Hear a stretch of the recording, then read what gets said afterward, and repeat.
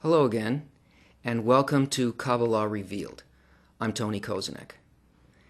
In our last lesson, we learned about the screen, Masach, the primary tool of attainment in the method of Kabbalah.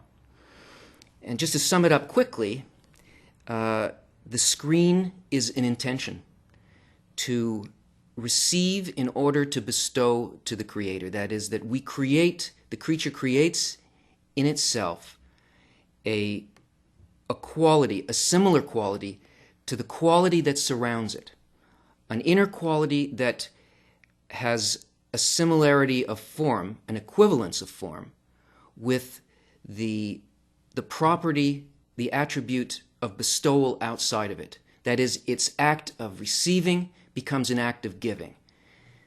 And we also learned that all motion in the higher reality, in the spiritual worlds, happens only as a result of this law of equivalence of form. Now, we could imagine that this law of equivalence of form is some kind of mystical or magical thing, some kind of an innovation, a novelty. But it's not just something that was made up by the sages of Kabbalah. It really is a principle, a law that governs the whole universe, everything that we see. It exists in nature. It's simply that the sages are pointing out to us that this is the method by which we develop, we grow, we move, and can attain the goal of creation. In this lesson, we're going to look a little more closely at the law of equivalence of form. We'll do that by looking at an article written by Kabbalah Swesub. It's a piece of an article, actually. It comes from Matan Torah, or the giving of Torah, the giving of instruction by the light. And it's a section of it called the acting intelligence. What the Kabbalists said, that every person is obligated to comprehend the root of his soul, means that the creature's purpose, most desired and full of hope, is bonding with the Creator, as in the verse, and to bond with Him. And the sages interpret this as bonding with His attributes, just as He is compassionate, so you, and so on. He says here, every person is obligated to comprehend the root of his soul.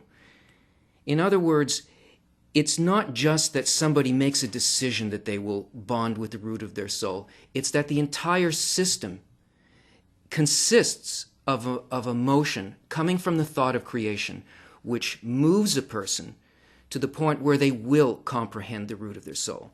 And the way in which the thought of creation, which is to create a creature and fill it with delight, the way it functions in the universe and in creation is expressed through the law of equivalence of form.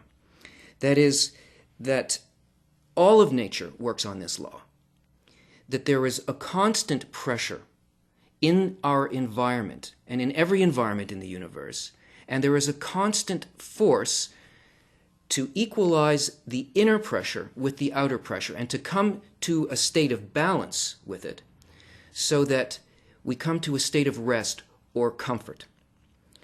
And this is simply the law that is functioning all the time. you could think of Kabbalah as the physics of the spiritual world. And so it points this out to us so that we can begin to perceive it and to work with it. But this law functions in the natural universe as well. And we can look at it through natural sciences. For instance, astrophysicists tell us that the material universe was initiated by a huge explosion, the Big Bang. And from that point forward, all action within the universe is really a kind of an equalization of this force until it will find a state that is motionless. So all forces in the universe are working in such a way as to come into a balanced state. Now, in our world, this law is observed strictly, and we can see it on different levels of life, the different levels that exist in our world. For instance, in the inanimate level, we see that there is a movement of forces, tectonic plates, or the motion of weather, wind, and water, constantly seeking a kind of a balanced state with each other. And we see also the vegetative level obeys this law by absorbing things that it needs from light, which is outside of itself, through a kind of photoelectric process, chemical process, or the movement of minerals through it with a kind of an equalization of hydraulic forces that will move it through its stem and through its leaves. In the animate level, animals, you'll see movement of animals to areas where there's food and all of the appropriate things for their survival. If external forces and conditions change, there's a constant shifting so that they come into alignment with it. But on the human level, we don't keep this law of equivalence of form, because we don't live in an environment like the environment of the inanimate, vegetative, and animate level. These are already taken care of. These things are already perfected. They already work according to this law. And the human level, we are up against laws that we have no sense of, and we don't know how to observe these laws. So the human level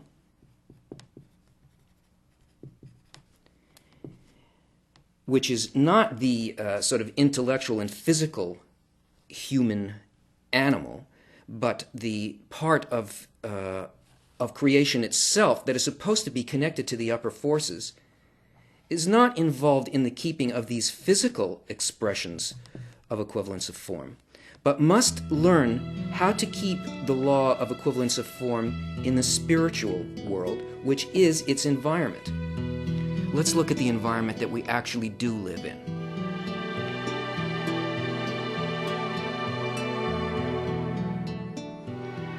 The world that surrounds the human level is based on exactly the same principle of nature, but it's a completely different order of nature, because the human level is a level of feeling, thoughts, and intentions, and there are laws and forces that work on us that are of that nature. So here is the environment that we find ourselves in. There is a field of influence, and this field of influence is called the Creator.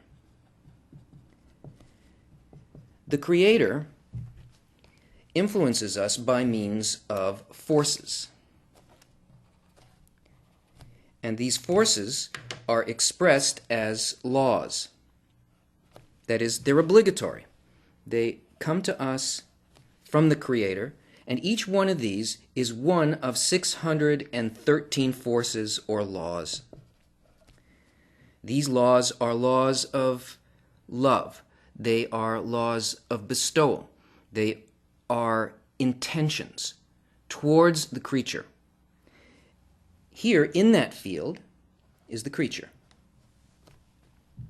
plus the other levels of life below the creature, levels 1, 2, and 3 that we spoke of earlier.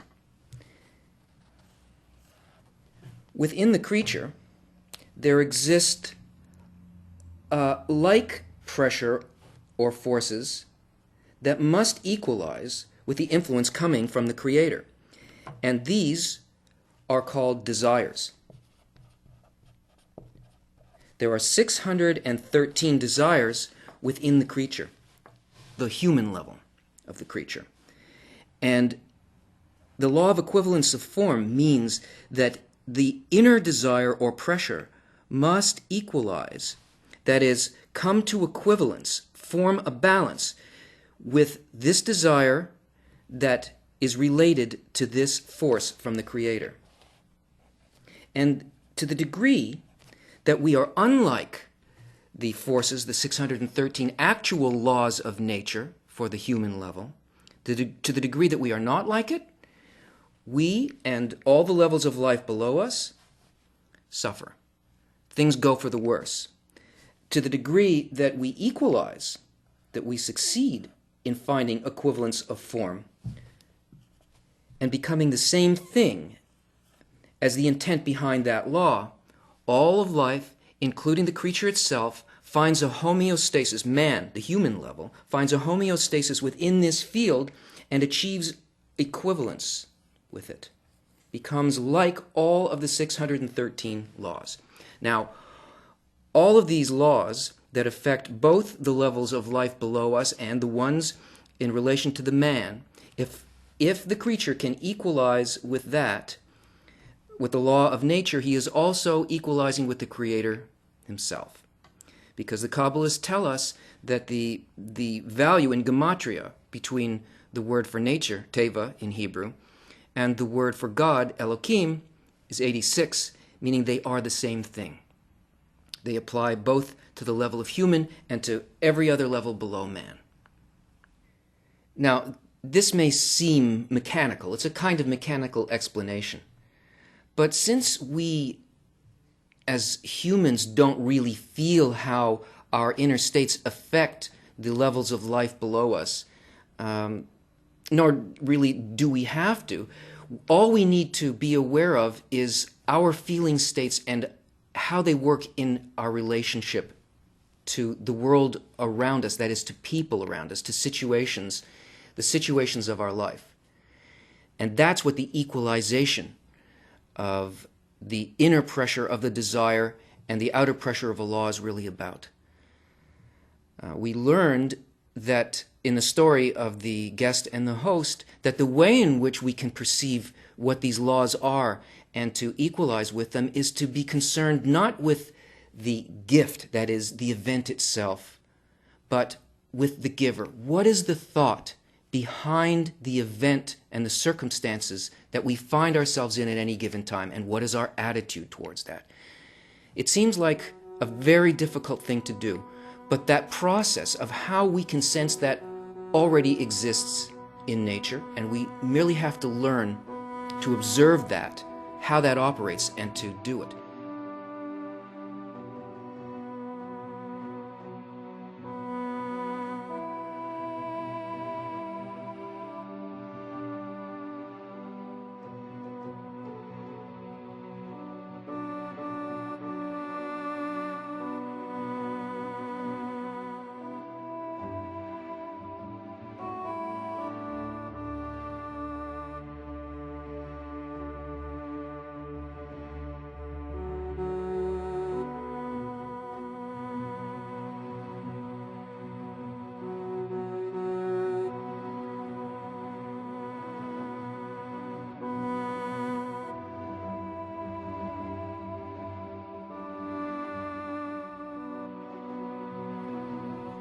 Now, let's return to the article, The Acting Intelligence by Kabbalah Salam.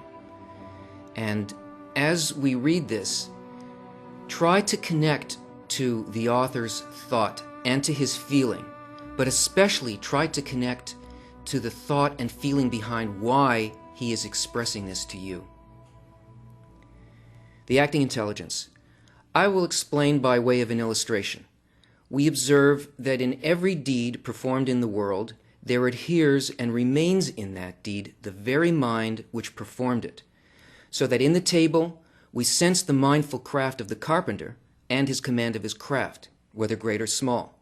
For at the time of his work, He evaluated it with his knowledge and intelligence, so that one who examines that deed and thinks about the mind concealed therein realizes that it is from its inception bound up with the mind that made it.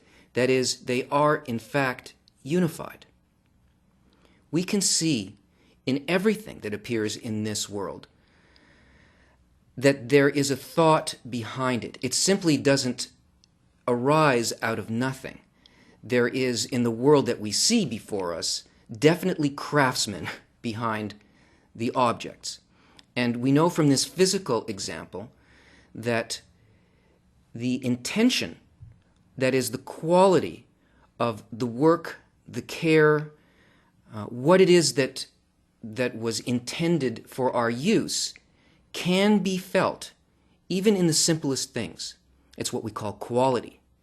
It is a sensation, not that this is an expensive or simply a beautiful object, but that if you really look at it, what you are sensing is the intention behind that thing. The quality of the mind, the quality of the desire to give an object or a circumstance of beauty to us. And we may look at a physical object and perhaps we will be blinded by its opaque quality. But to the degree that we desire to feel and know and become like that thing behind it, that is, I want to know what my friend's experience was. I want to know what the artist meant by this. I want to feel the message that is really intended in this. If I just take the object as it is, I can't understand anything. But if I look at the object, I can feel the mind of the artist, of the craftsman. Now, I'm skipping here. And he goes on to say, and therefore when someone thinks about his friend's performance and he comprehends the intelligence that he exercised in that performance, then both are equally involved in one power and intelligence. They are now, in fact, unified like a man who chances upon his beloved friend in the market and embraces and kisses him, and to draw them apart is impossible on account of the great bond between them. In other words, if the person who perceives this thought behind the giving is in contact with the thought, he is in contact with precisely the same point of origin out of which the object and the intention behind it emerged. And he's bonded with his friend behind the object, behind the event. That is, I understand what the artist meant by this. I feel the idea conveyed to me, not at a distance, but I'm bonded with that idea. I am one with the mind of the one who intended it. And therefore, generally speaking, that aspect of intelligence of which we speak is the power and the intelligence which is found between the Creator and the creatures. It is the intermediary between the Creator and the creature. That is, he emanated one spark of intelligence by which all returns to him. All these things that are presented to us as physical occurrences, as inner feelings, as sensations, as desires, as fulfillments, all of these things that appear to be outside of us are actually the mind of the Creator, that is, the thought of the Creator conveyed to us on the level on which we can accept it. And if our desire is to understand why this was given, the quality of love behind what is given, then we bond with that intermediary and the light. This is the intelligence emanating from the source. And recall the verse, all of them you made with wisdom. That is, he created the whole universe with his wisdom, that is, with this thought. And therefore, he who merits to comprehend the ways in which he created the universe and its order surely bonds with the intelligence of him who caused them, and thus he bonds with the blessed Creator. The acts of the Creator are not the physical things, Remember, the environment that the human lives in is not the environment of physical acts, which is already perfectly in balance with the laws of nature. The environment of the human is the thought of the Creator. And this is what a person can connect with. They can connect with the cause. And the bonding with it is simply to enter into the same thought and the same intention. Once this begins to happen, we are no longer separated in an external world, in a physical world, but we are connected with that point that emanates everything into this world. And this is done through a relationship with the Creator. It's like a relationship with a lover, with a beloved, in the sense that when you love somebody, you want them to know who you are. You write them little notes. You show them what you enjoy. You express your thought to them so that the bonding with your beloved will be on the level not simply of the physical, but beyond that, in the intangible place that we feel as love. So these constant events that evolve in our lives are like notes of love, a beckoning on the part of the Creator to come to Him. And our desire to respond to that call is likewise from a place and a feeling to want to know our beloved in that way. And this is the secret of the Torah. It is that all the creations of the Creator that appertain to or can be comprehended by the creatures, that means everything that was created, every single expression that exists in creation is only the expression of the Creator and is aimed specifically at this call to the creature. It's all accessible to the creature. Every single bit of it is supposed to be known by the creature. In other words, the worlds were created for man. And with this, we understand why the Creator showed us the tool of His craft. Are we in need to create worlds?